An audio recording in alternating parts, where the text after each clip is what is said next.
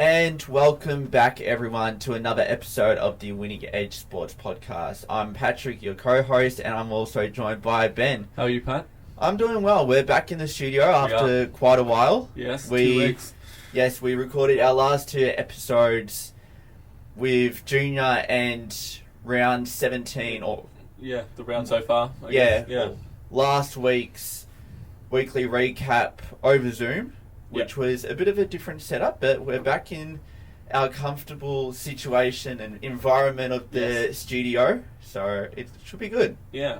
So I guess, we're going to probably recap a lot of the sport and of what's gone on over the last week. So I guess we'll go over to the round 18 of the AFL season, and then we'll go over to Wimbledon, and then we'll go over the conclusion of the Euro final, and then obviously the NBA Summer League in Vegas. But before we get started, we should go over to the AFL and talk about that. So, yeah. So I guess round 18 kicked off on the Friday night. Collingwood took on the Geelong Cats. Obviously, Pat was right. If you tune into last episode, he was right that the Geelong would get up. I actually never said that. I actually tipped Oh no, Collingwood you tipped by Collingwood, 18. and me and Aiden tipped. I tipped Collingwood by 18. Yeah, and me and Aiden tipped Geelong. I did make another tip though, further in that selection, that whoever wins, it'll be by 20 points or less. Well, so I was technically right. But So- as Ben was saying, Collingwood, unfortunately, in your situation, took another loss. we did. Nick Dacos, however, had another game with 30 plus disposals. Yep. While Holmes for the Cats had 27. Jeremy Cameron just seems like he knows how to kick goals against Collingwood. Like another 3 goals, Daigle kicked 2. Jamie Elliott and Joe Richards. Like I must admit that having Joe Richards, both Jamie Elliott and Joe Richards in our team, we just looked a lot better. Then Darcy Cameron, like as much as Collingwood lost, probably absolutely tore Sam De Koning a new one. Yeah, he is. Like, if you have a look at the stats, he had 1 goal, 18 disposals, 11 kicks, 7 handballs, 6 marks, 5 tackles, 58 hit-outs, 5 score involvements, and 4 clearances for him last week. Quite a good game. Yeah, it was. Minus a loss, he, in my opinion, was best on ground. Yeah.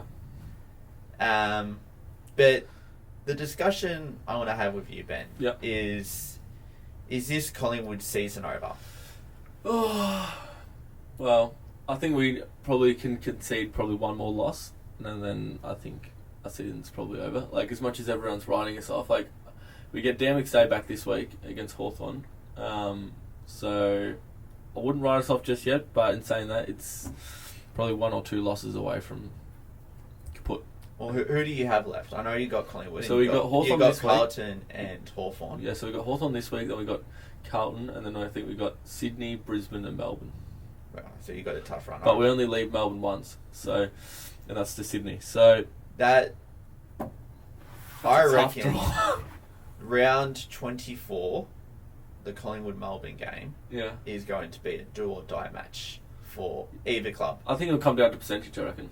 It will be like when in 2022 when it was Collingwood-Carlton. It will be as big as that game was. Yeah. Because you had one team, which was Collingwood, that was fighting for a top 4 chance. Yeah. And then you also had Carlton, which was fighting for a final spot. Yeah. So I reckon round 24 this year is going to be very similar to that. For a lot of teams, I reckon. Yeah, I reckon for a lot of teams as well. Because when you have a look, it's a matter of like 1 or 2 games between 2nd and 14th. Yeah. So anyone within between 2nd and 14 can win it. Yeah. They can go in it and they can also go out.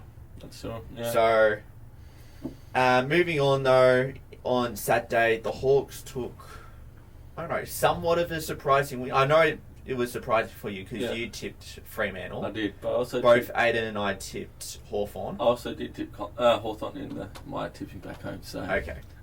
50-50. So Hawthorn took another win in Tassie. No surprise there with it being in Tassie. But they took a 13-point 87-74 win over the Fremantle Dockers. Walpole and Day both had 24 They're looking disposals. good. Like, their for Hawks. midfield. Yeah. Looking very good. They are. Brayshaw also had 24 disposals for Fremantle. But what about Sicily? He had 3 goals. All I think in the second half of the game. Yeah. He didn't have too bad of a game. No. Well, considering I think him and Nick Watson were pretty much the match winner. Yeah. Yeah. So they're looking. Yeah. The percentages I think is like 98. So they still need to do like smash a few teams if they are going to make the 8. But yeah, I think if they knock off Collingwood, which I don't want to call it too early, but if they do, well, who knows about Hawks? Hawthorn is another team. Like, do you reckon they can make a finals push and make it into the top 8? Yeah. Well, that's what I was just saying that. Like, I think if they get on a roll, like they've won I think they've only dropped 2 games since when they were 0-5 at the start of the year. So yeah, they've really surprised, I would say, everyone this year. Now, the last couple of years, I've never had Hawthorn out of contention. I've always had them like around about the 14, 15, maybe 13 at best mark on the ladder. But to be honest, I'm even surprised right now with how Hawthorn are playing. Like, they're definitely looking like a finals team, in my opinion. Yeah. But Jackson had probably best on ground for you with your ruckman. Yeah. He finished the game with 1 goal, 2 behinds, 20 disposals, 6 kicks, 14 handballs, 2 marks, 6 tackles, 31 hit outs, 5 score involvements, and 4 clearances for the game.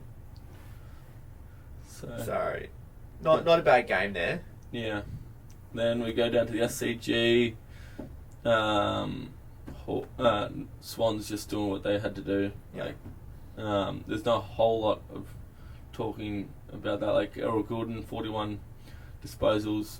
Logan McDonald found his range again with kicking 4 goals because obviously the last 2 weeks he sort of missed those winning goals. And then, do you reckon Swans are minor premiers? I don't know. Like, I'm not. Apologies to all North Melbourne listeners out there, but it wasn't no surprise there with that game. But I don't know. Like, when you have a look at the ladder, they're quite a few. They're like 2, maybe 2.5 games clear of first right now. Yeah. So right now, I would put them minor premiers. I reckon you never know. A couple losses in the long run. I mean, you got to have a look. Look at Collingwood last year. Like, we had this time last year, we took on Hawthorn. We lost that due to Nick Dacos going down. Yeah. And then we lost to the Blues, I think, the following week. And I think we won. And then I think we lost again. We lost again to. We lost another game. I think it was to Brisbane. And then I think we absolutely destroyed the Bombers in the last round. So we didn't even finish the year that strong. Yeah. So, yeah. But it was the start of the season which pretty much put you where you were. I know. I got Sydney minor premiers, so I don't reckon any. They'll team need a major. I don't see any other team right now making a push for top of the ladder. For top of the ladder and claiming that first spot. Yeah. I mean, I would love to see my Mighty Blues up there, but after the last couple of weeks that we've had, I find it very hard to believe that we'll be able to clinch top spot. Yeah. Anyway, moving on from that game, we go to Marvel. The Dogs probably fought through all odds and beat the Blues by 14 points. Yeah. What did you make of it? Paddy Cripps' 200th game. He didn't actually get chaired off. No, he didn't. I was really surprised by that. I would love to say that it was a good game, but in my opinion, as a Carlton supporter, it really wasn't.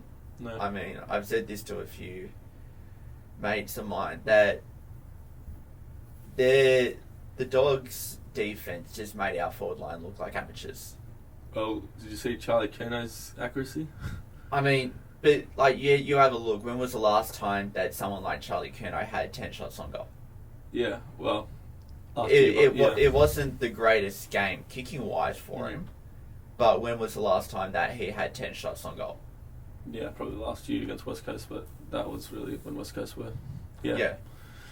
So, I don't know, like, you have a look. Dale finished with 31 disposals for the Dogs. Cripps had 28 for the Blues in his 200th. Ugle-Hagan and 4 West both had 4 goals for the Dogs. And we've just mentioned how Charlie had a troublesome 3-7 for Carlton. But you kicked half of their points, that's the thing.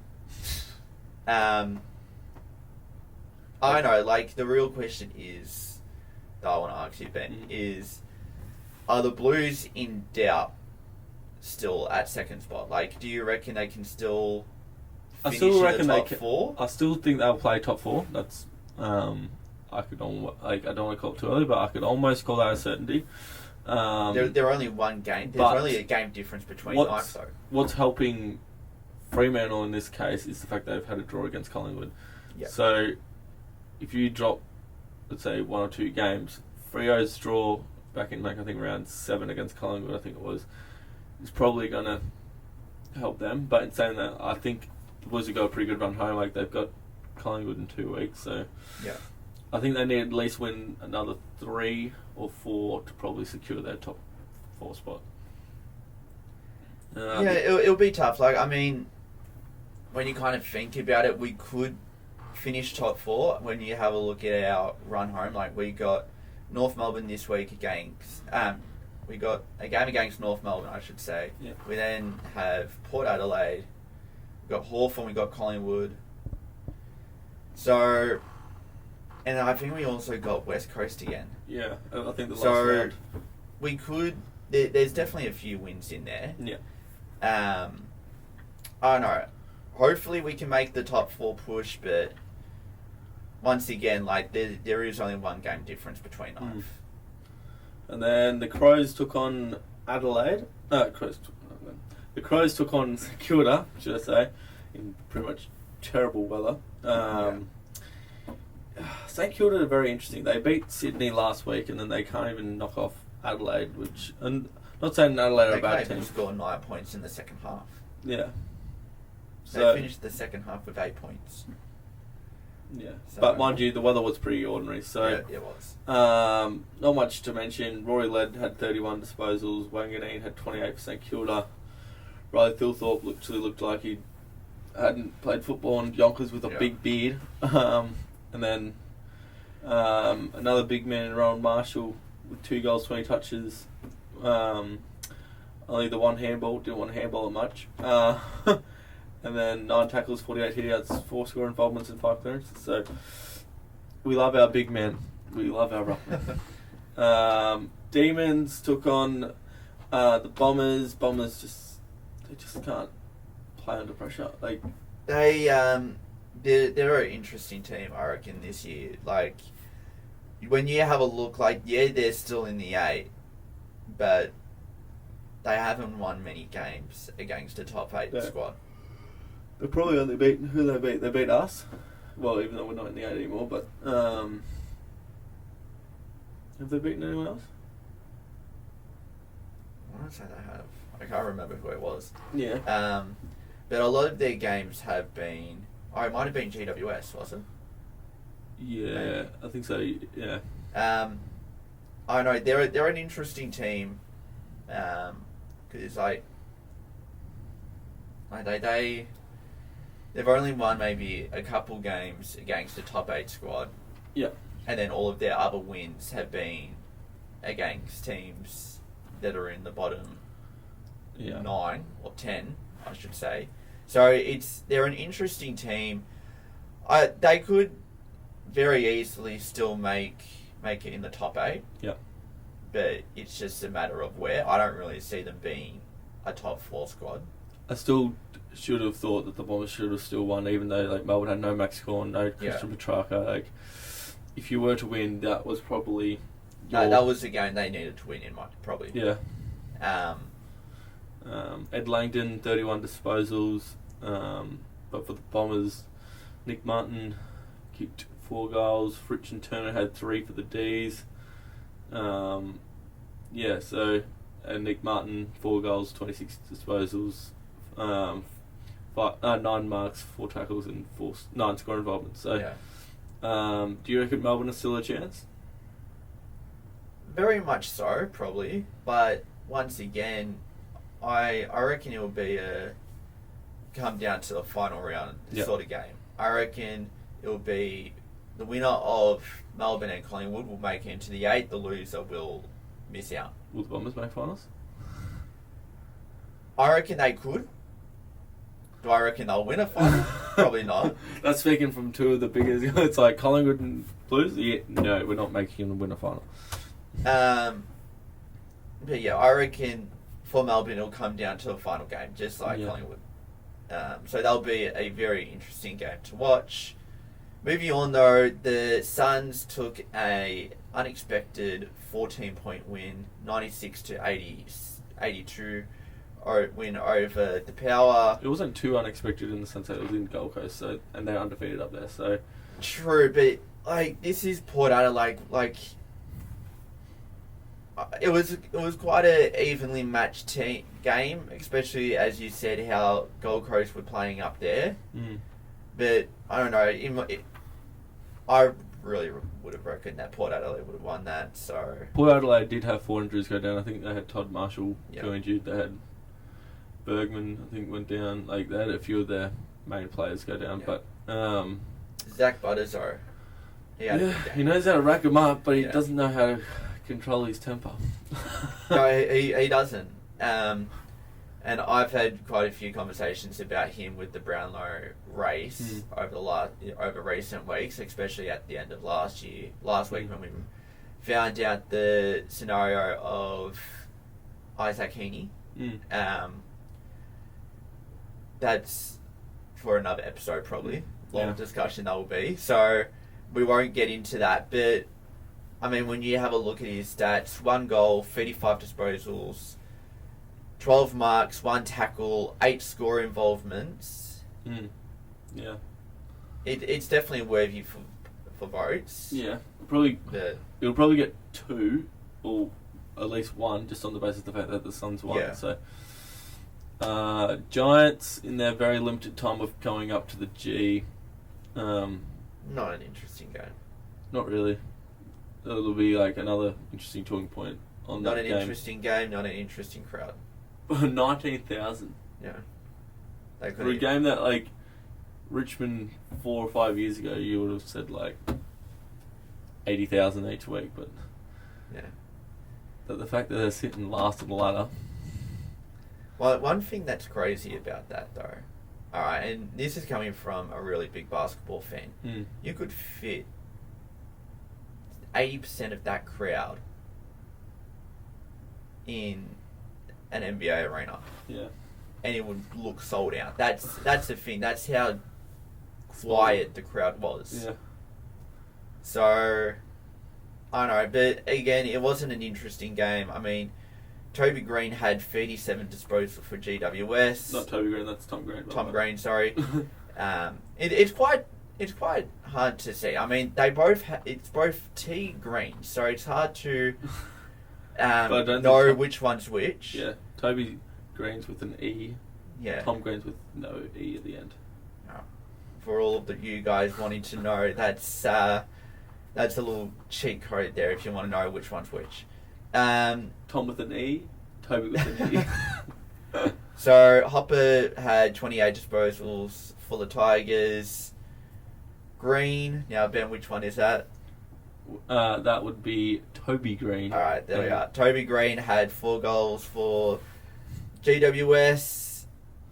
I don't know, it was an easy win, probably, but then it also wasn't that much of a blowout. It was still quite relatively close, and probably closer than what a lot of people would have expected. Yeah.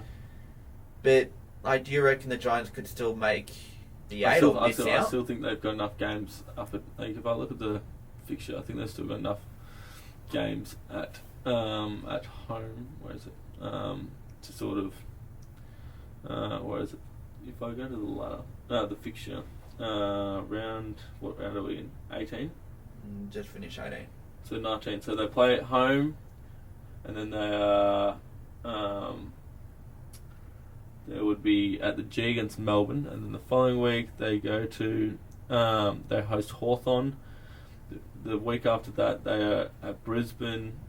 Then they host Fremantle, and then the last round they are away to the Bulldogs at Ballarat. So maybe, not sure.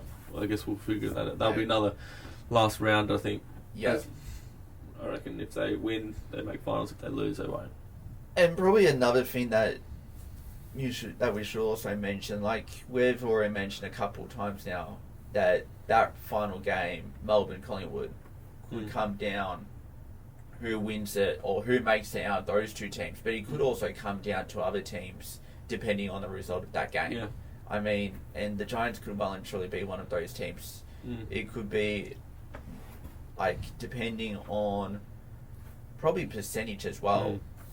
Alright, like, if Melbourne makes it, do they have enough percentage to... All points to actually... But say, hypothetically, they finish on the same amount of points as Gold Coast, Essendon, and the Giants.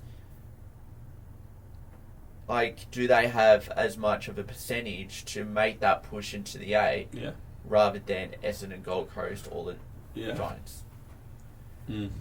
So, it's very tough.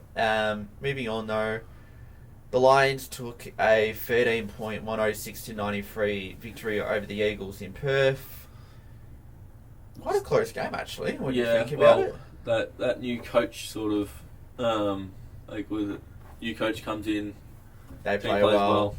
Like, I'm sure you've lived it with your 6 coaches you've had to deal with. Well, I've experienced a lot of those type of games in the last decade. Teague's first game, I think it was against Brisbane at Marvel, and Cooper had 40. Bolton we won. I think back when we had Malthouse we won that. So I've experienced a lot of those type of games as a Carlton It's like, fan. we're on the way, and it's like, I mean, like, when you have a look back at that meme of Paddy Cripps when we went up to West Coast, I think maybe 2020, he walks into the Carlton rooms after when it's like the Blues are back, and then like we don't play exactly the greatest like the rest of that season the next year. But Lachie Neale, do you think he could win another Brownlow? I don't know, like, it'll be tough. Like when you have a look at, but the fact that Brisbane's been winning now. Yeah, but when you also have a look at the competition in terms of the Brownlow race right now, I mean, you could probably put him in top 5 now that Heaney is out. But you also got Dacos that's had back-to-back 30-plus disposals. Cripps that hasn't had too bad of a season. Bond. You had Bontempelli, Zach Butters. Like, could you say that Lachie Neale makes a push? Well, I think with these last 5 weeks, he's racked up 30-plus disposals. Yeah. He's kicked 2 goals in a minimum of those games. So exactly, like this game against the Eagles, he had 2 goals, 34 disposals, 2 marks, 9 tackles, 10 score involvements, and 13 clearances. That's 3 votes. That's definitely 3 votes there. But I know it'll be tough. It'll definitely be a tough finish for the Brownlow. I don't really have myself probably a favourite at this stage. I would love to say that Paddy Cripps gets another Brownlow, but there are also a couple of well-deserved names for a Brownlow in that list I named. Sure. Anyway, round 19 kicks off in a few days' time. Ben, what are your tips? So, I think it's a tough one because this will really test, I think, the Bombers on their, if they are the real deal. But I'm tipping Bombers by 15, I think. Yeah. What about you? I know, like, it'll be tough, very evenly matched game. I would still say Essendon, I mean, it's at Marvel, home crowd. If it was in Adelaide, I would say probably a different story. I'm going to go Essendon, probably maybe by about 20 though. Yeah. And then Giants and Gold Coast in Sydney. I think GWS get that because Gold Coast can't play away. Yeah. Um, Yeah, I'm going to go Giants as well, I reckon. St Kilda West Coast at Marvel. Saints. Same. Collingwood versus Hawthorn. I'm actually. This might sound bad, but I'm actually going to tip Hawthorn. What are you going to go? I'm going to tip Hawthorn. Alright. Just because I think they're playing a lot better than Collingwood is. Yeah. Well, you're going the But just strategic route of... Just watch Collingwood win, and I'll be back here next week, and I'll be like, I looked silly what I said back then.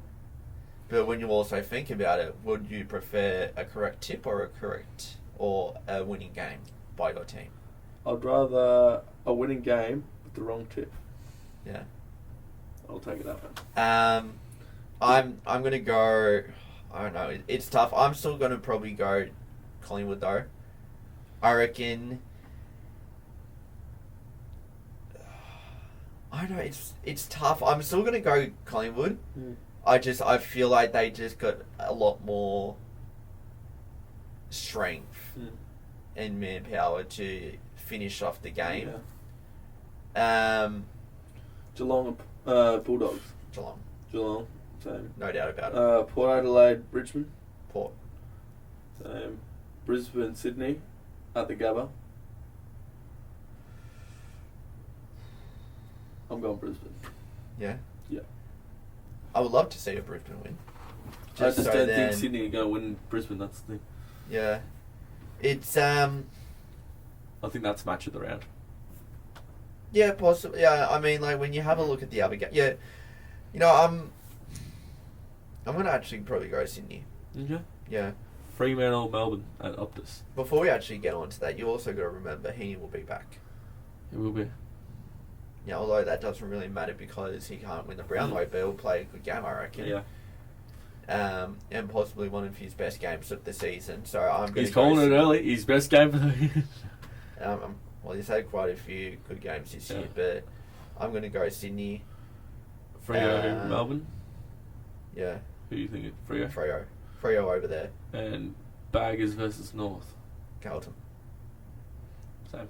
Okay, and the ladder of the last 6 rounds go Sydney. Going into the last 6 rounds. Going into the last 6 rounds goes Sydney, Carlton, Geelong, Brisbane, Fremantle, Essendon, GWS, Melbourne, Port Adelaide, Bulldogs, Gold Coast, Collingwood, Hawthorn, Adelaide, St Kilda, Those West last Coast, few are North Melbourne, kind of Brisbane. irrelevant, but Yeah, I mean the main ones are probably like that top 12. top 13, I would say. Yeah. It's anyone's game though. Yeah. It really is. Sydney, they're locked in for finals. You can Yeah. say that now. But any other game, any other team between 2nd and 13 can make it or miss it. Yeah. So it will definitely be an interesting final 6 rounds to go to Yeah. watch how the ladder shapes up. Yeah. But yeah. Anyway, moving on to Another sport. to another sport, the tennis. Wimbledon is done and dusted. I hope I'm saying this. I'm just going to say the first name. Barbora wins. I'm going to leave that to tennis names to you after I stitched up like 6 tennis players. Alright, well, you try. Oh, alright, we've lost lights in here okay, again. I'm going to go put those lights. You try pronouncing this name though, Ben. Yep. Alright, Barbora Krejcikova. That's the best I'm going to go. Anyway, she won her 2nd Grand Slam in Wimbledon 6-2, 2-6, 6-4 against Jasmine Paolini. That's a much easier name to pronounce. Who is now the runner-up in back-to-back Grand Slams.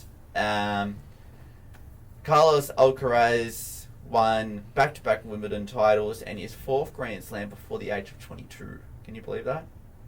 So isn't it like our age? Yeah. Yeah, And he won in straight sets 6-2, 6-2, 7-6, and in the tie-break 7-4 against Novak Djokovic. Yeah, and then we go to the Euros, which typically England lose the final. Alright. Question though here, Ben. Yeah. Are you a soccer or football man? Now, I'm a soccer fan. in that, if you don't understand what I mean, do you call it soccer or do you call it football? Soccer, just because football is like obviously Football's AFL. football's AFL. Yeah. And if I lived in Europe, I would probably say football being football over there, but Yeah. like and all the rules, but like Yeah, I I'm don't a go soccer around fan saying as well. I'm going to kick the football today. And it's like Yeah. you're kicking the soccer, or you're kicking the, and then obviously me being born in New South Wales, so like are you playing rugby? Or are you playing so like It's like the other question is a Palmer or is it Palmy? That's That's for another topic. Yeah, that's another topic. Let's get back to sport, shall we? Yeah. And then Messi left injured in his game against Copa America. Am I saying that The right? Copa America Championship. Yeah. I want to say we're not soccer fans. We're not football fans. Yeah, sorry, football. Yeah, Did you see Messi's face when he came off? Yeah, I know He was so distraught. shattered. But then, did you also see what his ankle looked like when he came No, off? I don't want to see. It was like Yeah. real Explain to our Swollen. viewers what is it? swollen. Swallow. Anyway, moving on to a sport that both Ben and myself are more familiar with is basketball. Myself more than Ben Yeah. is more familiar with. But Summer League is now up and running. We got an Aussie in Johnny Fairview who was Is he related taking... to the Furphy Bee? Yeah, I know. Is he actually? Good name. Sorry? Is he actually related to like the? Oh, no, I don't think so. Let's have a look. Johnny, while Ben does some research there, I was just reading out his stats. Over his first 2 games for Indiana in Summer League, he's had 18 points and 12 points, 4 and 7 rebounds, 0 and 1 assists, 1 and 2 steals, and 0 and 2 blocks throughout his first 2 games. The order that I went in there is first game, the first number was the first game, the second number was the second game they had. Former NBL next star and second overall pick Alexander Sarr is also having an incredible start to his professional career in the NBA. Currently averaging 10 points, 5 rebounds, 3 assists, 0.5 steals and 3 blocks per game over his first 2 games. Pretty handy. Ben, have you found... Yeah, well, the actual owner is named John Furphy, but it's not John Furphy who's playing basketball. Okay. So, So, moving on though, Aussie and current Melbourne United player down here in the NBL, Luke Travers, is also looking to finally get his long-awaited NBA opportunity post-Summer League with the Cleveland Cavaliers after he was drafted by them with the 56th pick 2 years ago. Another Australian that has just gotten his opportunity in the NBA is Jack McVeigh, who has just signed a 2-way contract in the NBA with the Houston Rockets.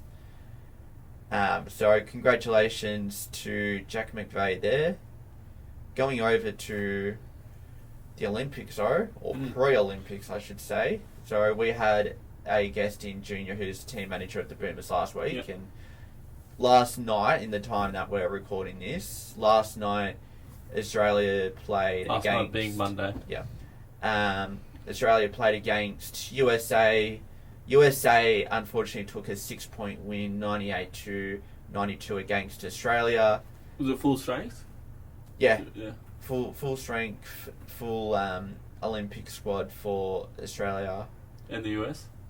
US, yeah, I would say so. I mean, they had like LeBron, Steph Curry, Anthony Davis, Yeah. Jason Tatum, and that. They didn't have Durant playing, but they had a full strength team, I would say, as well. Do you think they're the gold medal? Like, obviously, we didn't ask Junior this, but do you reckon the US is a gold medalist? I would say so. Yeah. I mean, when you have a look at the team that they have, Jason Tatum, LeBron James, Steph Curry, Anthony Edwards, Anthony Davis, Joel Embiid. They're a number of players right there. And Kevin Durant as well. Yeah. Anyway, Anthony Davis led the way for the star-studded USA squad with 17 points, while Aussie big man Jock Landale led the way for the Australians with 20 points. Josh Giddey also had a good game, collecting a near triple-double with 17 points, 8 rebounds, and 7 assists. And as of the time that we are recording this, Australia are preparing to take on reigning NBA MVP Nikola Jokic in their final Olympic warm-up match before heading to Paris and starting their Olympic campaign. And what's your early tip? Do we win? I mean, if we play like we did against the US, I mean, I started watching the game this morning. I didn't stay up and watch it, but there was at one stage where we were down by quite a lot. So, if we play probably near as good as we did, I reckon we could have a shot. Yeah. Obviously, Jokic is a beast. So, I mean, he's won three of the last 4 MVPs in the NBA. So, he's definitely a force to be reckoned with. But I reckon we could get the win there. Yeah. And then baseball news. Yeah. Bit strange for us to talk about baseball, but no, we love baseball. We do full on like. Turbo. I mean, true. Like baseball. We baseball actually talked a lot about baseball a few weeks ago. So. So Aussie-born Travis Bazana, same. Bazana was taken at their first overall in yesterday's MLB, not the NBA, MLB draft, becoming the first Australian drafted in the first round of the MLB. What do you think? Being the first Australian. First, I would like to say good on him. I mean, it's one thing for any Australian to be drafted in the first round of any sport, but nonetheless, a sport that's not a sport that is primarily played in America, or not primarily, but is America's main sport. Yeah, America's main sport in baseball, but also going first overall. I mean, I've heard a lot about him over the last couple of days. I mean, he started playing professionally down here at the age of 15. He went over and I believe played for the University of Oregon. Sure. I could be incorrect about that. Yeah. But played for the University of Oregon and but just good on him there. Like, I can't remember the name, but there was also another Australian that also was signed by the Athletics, Oakland, or now Las Vegas, a couple of days ago. So again, good on him. But yeah. And then finally, I guess cricket news. Obviously, there's not a whole lot happening, but Jimmy Anderson retired from English cricket, 407 wickets, 704 wickets. I think I said so he didn't overtake Shane Warne, but very good career. Pity the test match was done in 2 and a bit, just a bit over 2.5 days. Is that full retirement or just partial? Yeah, that's just test match cricket, I think. Okay, I'm not sure if I think he might still be playing for Lancashire, but don't quote me on that. But and then Australia goes over to the UK after this test series that England's got over with Sri Lanka and the West Indies, and David Warner, first time he hasn't been, other than his ban, hasn't been ruled in the Australian squad for a while. So a new look Australian team look very interesting, but it'll be interesting how they go. I think that's it, isn't it? I think that's it. Yeah. Alright, so this has been another episode of the Winning Edge Sports Podcast. Like always, you can check out our episodes on Spotify and YouTube at the Winning Edge Sports Podcast. All of our episodes are up there. You can also check us out on Instagram at the Winning Edge Sports Podcast. Yeah. Well, thank you. Thank you very much for joining us, and yeah, we'll see you all next week. Yeah. See ya. See ya.